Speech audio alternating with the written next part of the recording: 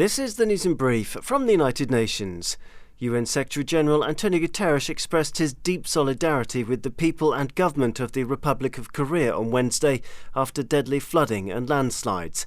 At least 9 people died as some of the heaviest rainfall in decades left parts of Seoul submerged when the Han River burst its banks. The UN World Meteorological Organization tweeted on Tuesday that 451 millimeters of rain, or 17.8 inches, had been recorded in the Seoul area in less than 48 hours, and that more was to come. According to reports, the country has seen its longest monsoon in 7 years.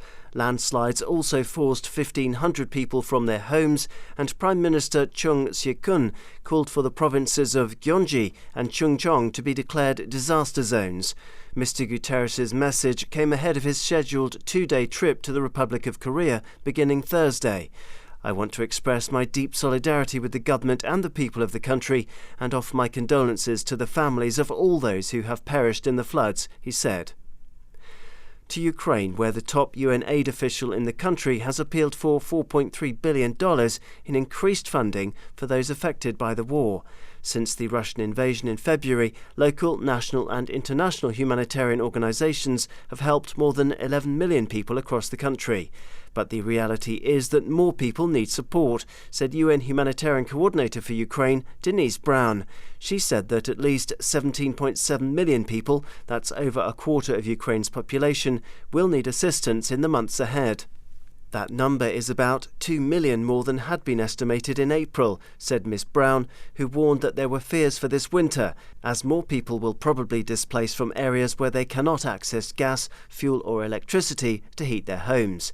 The new financial request, up from $2.25 billion 3 months ago to $4.3 billion now, is to make sure that aid workers have the funding and resources necessary to continue delivering critical assistance and protection services to people across Ukraine until December 2022.